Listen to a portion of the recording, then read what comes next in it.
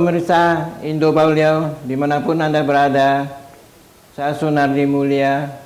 Pada kesempatan hari ini, 10 Oktober 2022, akan membawakan topik dengan judul Serangan Cyber dan Perang Defensif Tiongkok dan AS. China baru-baru ini menuduh Amerika Serikat melancarkan serangan cyber terhadap China. Tetapi kali ini tuduhan itu lebih terarah dan lebih keras. Dan perang cyber China AS di bidang keamanan cyber telah dimulai. Pada 6 September tahun 2022, National Computer Virus Emergency Response Center China telah menuduh kantor Thyroid Access Operation atau TAO dari Badan Keamanan Nasional AS, yaitu NASA, meluncurkan serangan cyber ke Universitas Politeknik Northwestern yang berbasis di Xi'an, Provinsi Shanxi, mencuri konfigurasi peralatan jaringan utama, data manajemen jaringan, data operasi dan pemeliharaan, dan teknologi inti universitas lainnya. Universitas ini didanai oleh Kementerian Perindustrian dan Teknologi Informasi China dan berspesialisasi dalam penelitian aeronautika dan ruang angkasa. Kemudian, media pemerintah China Global Times mengungkapkan lebih banyak informasi tentang kasus yang disebutkan di atas sebanyak 2 kali. Yang pertama adalah pada tanggal 22 September 2022 bahwa Institut TAO menguasai jaringan China Telecom selama serangan cybernya. Yang kedua, pada tanggal 28 September 2022 dikatakan bahwa Institut TAO telah menanyakan sejumlah identitas sensitif pada personel China. Bahkan hal yang aneh bagi negara-negara di dunia untuk melancarkan atau mengalami serangan cyber, terutama di antara negara-negara besar. Tetapi tuduhan China sekarang menarik perhatian karena para pejabat China telah mengubah pertahanan lama mereka pada masalah keamanan cyber dan sebaliknya mengubah menjadi pertahanan menjadi penyerangan. Universitas Politeknik Northwestern menemukan jejak serangan jaringan program kuda Trojan atau Trojan Horse pada sistem informasinya pada bulan April tahun 2022 dan melaporkan kepada polisi pada bulan Juni tahun 2022. Sumber serangan itu adalah TAO yang berada di bawah kendali NASA. Juru bicara Kementerian Luar Negeri China, Mao Ning, mengatakan pada konferensi pers reguler pada tanggal 5 September tahun 2022 bahwa laporan itu mengungkapkan contoh lain dari serangan cyber pemerintah AS di China. Pemirsa Indo Bauliau yang terkasih, menurut informasi pabrik, Northwestern Polytechnical Universitas secara langsung berafiliasi dengan Kementerian Perindustrian dan Teknologi Informasi Tiongkok. Ia dikenal sebagai salah satu dari 7 sekolah pertahanan di Tiongkok. Bloomberg melaporkan pada tanggal 6 September 2022 bahwa NASA AS dan Departemen Luar Negeri AS menolak mengomentari tuduhan China tersebut. Ini bukan pertama kalinya NASA disebut dalam serangan dunia maya.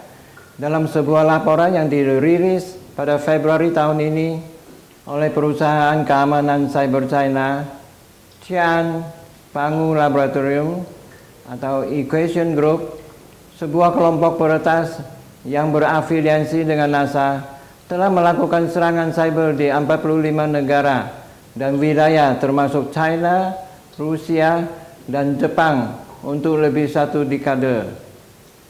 NASA dituduh menyebarkan trojan jarak jauh yang disebut NOPAN untuk mengontrol perangkat internet dari jarak jauh di seluruh dunia dan mencuri informasi privasi pengguna. Laporan BBC China percaya bahwa pergeseran ini menandai perubahan China dalam strategi online.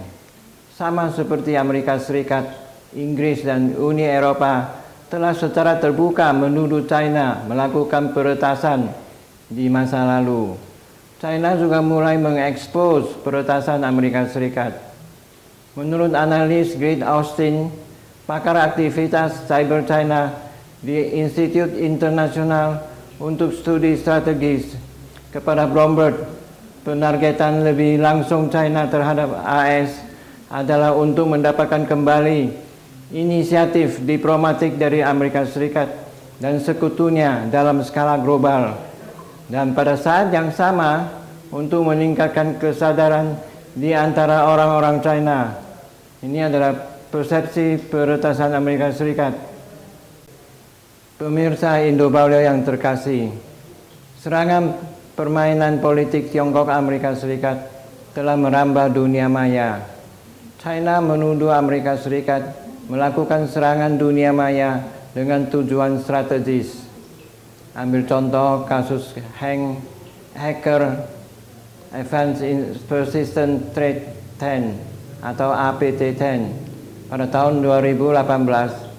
Saat itu, dua warga negara China, Chu Hua dan Chang Xilong, dituduh oleh Departemen Kehakiman AS bertindak di bawah perintah Kementerian China Keamanan Negara melalui internet, menyerang pencurian ilegal kekayaan intelektual dan rahasia komersial dari lebih dari 10 negara bagian di Amerika Serikat, Eropa, dan Asia.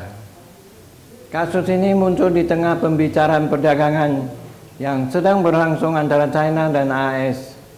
Saat itu, Douglas Paul, Wakil Presiden Carnegie Endowment for International Peace and Director Program Asia, percaya bahwa Amerika Serikat ingin menggunakan kasus ini untuk menunjukkan tekad Washington untuk menindak para peretas, dan pada saat yang sama menggerakkan upaya maksimal tekanan pada Beijing, berharap perdagangan itu lebih maksimal dalam negosiasi untuk melindungi kekayaan intelektual AS.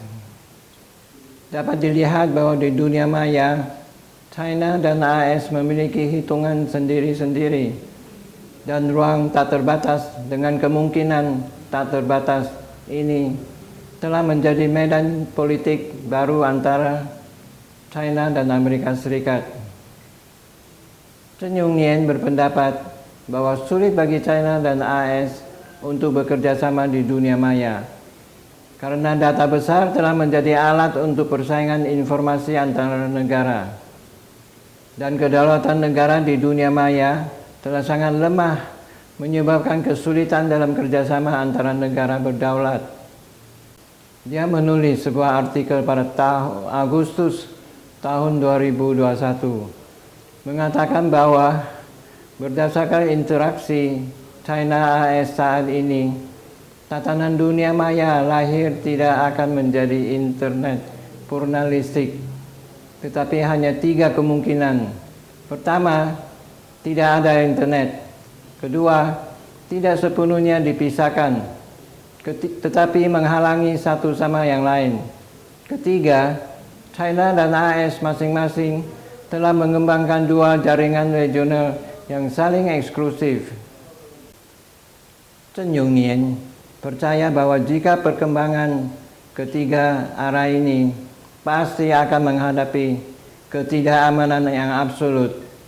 Karena jika satu negara besar mengejar keamanan absolut, itu pasti akan menciptakan ketidakamanan absolut untuk negara besar lainnya. Dan negara lainnya juga pasti akan menghadapi ketidakamanan absolut. Ketidakamanan jadi melakukan serangan balik dan menciptakan ketidakamanan mutlak lagi bagi pelaku. Orang sering khawatir bahwa persaingan antara China dan Amerika Serikat dapat menyebabkan perang panas seperti perang nuklir yang menyebabkan kerugian besar bagi dunia. Namun di era di mana semuanya serba digital dan jaringan mengendalikan semua infrastruktur pabrik skala besar, jika perang serangan dan pertahanan jaringan semakin memanas dan berkembang menjadi perang panas, kerusakan yang ditimbulkan tidak akan lebih rendah daripada perang tradisional. Meskipun setiap orang dengan mata yang tajam tahu bahwa solusi optimal untuk pertempuran ofensif dan defensif ini adalah dengan bersama-sama mengeksplorasi norma-norma umum perilaku online internasional seperti pemanasan global dan masalah nilai universal lainnya. Masalah keamanan cyber lebih cenderung dianggap ada apa-apanya. Sulit bagi negara-negara besar untuk mencapai konsensus jika mereka digunakan sebagai alat tawar-menawar. Sebelum negara-negara besar melepaskan sikap konfrontatifnya, permainan di dunia maya hanya akan semakin berkepanjangan dan menjadi titik gesekan yang baru. Pemirsa Indo-Pauleo yang terkasih, sampai di sini dulu pembahasan pada hari ini. Terima kasih telah menonton Indo-Pauleo hari ini. Silakan memilih subscribe dan memberi komentar, dan mohon bagi kepada teman-teman. Sampai jumpa pada kesempatan mendatang.